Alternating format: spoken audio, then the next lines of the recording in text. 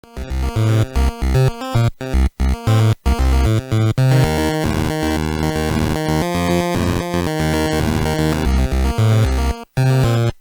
Micro Uzi was made by Les Trois Pylônes under the Cybergun brand. It's a PlayStation 1 and 2 compatible light gun with motor-driven force feedback. It was officially licensed by Israel Military Industries and is a fairly exact replica. Besides the black version which I'm showing here, there were also translucent blue and red models. Trustmaster and Game Elements licensed this controller and distributed own versions.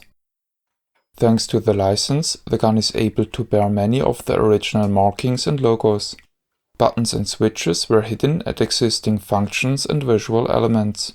The grip button, grip safety, bolt, front sight, trigger and folding stock are metal made, which gives this controller an even more realistic appearance.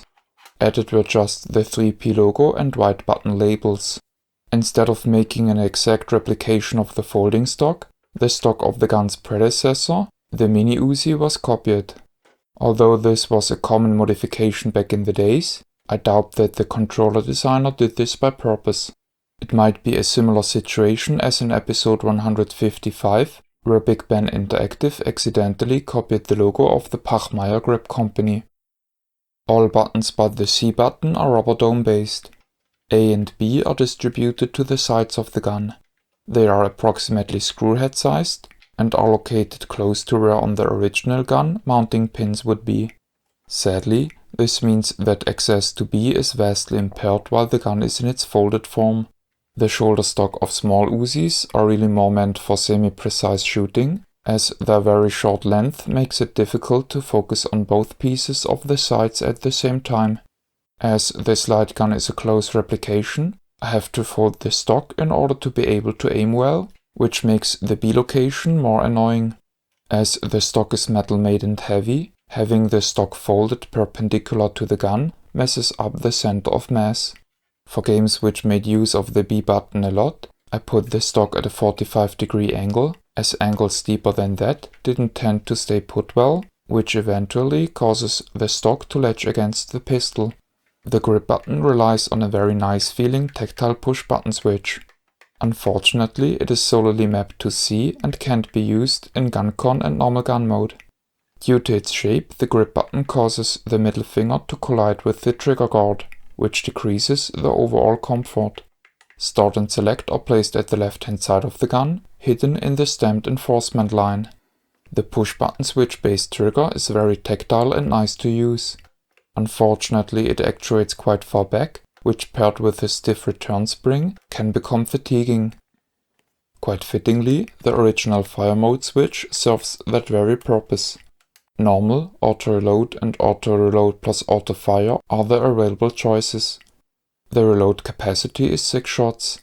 Next to start is the gun mode selector switch. Force feedback can be engaged via a switch at the heel of the magazine. The feedback is very loud and not particularly strong. The force feedback moves the bolt back and forth, which is a nice detail. At quick trigger presses, the feedback sometimes doesn't engage correctly, which I deem quite immersion breaking. If the trigger is held down in single fire mode, the gun acts as if a short burst has been fired. Personally, I enjoyed the force feedback of the Micro Uzi the most when the gun was set up to auto-fire.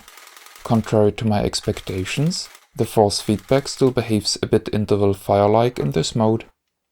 The side picture will look very busy to people who aren't used to it, as yet again it is a close approximation of the real thing. Generally, the sensor seems to be quite light hungry. The precision is affected at lower light conditions and turns flaky there. Games which don't flash brightly for hit detection will struggle even more at darker regions than usual when using this light gun. In all 3 gun modes the accuracy is good, but the precision is just decent. Generally, the accuracy gets worse towards the corners of the screen and the precision suffers of noise along the x-axis. Apart from GunCon 2 mode, all other modes suffer of a notable dead zone at the right hand side of the screen. In normal gun mode, A is mapped to special shot and B to start. The actual start button doesn't work in this mode. The Cybergun Micro Uzi is not the most ergonomic light gun ever made, but I wouldn't hold that against it, as it doesn't seek to be that, but instead tries to be a close replica, which it achieves very well. I applaud its bravery of leaving away a functional D-pad despite being partially Gun-Con 2 compatible, just for the sake of resembling the real thing closer.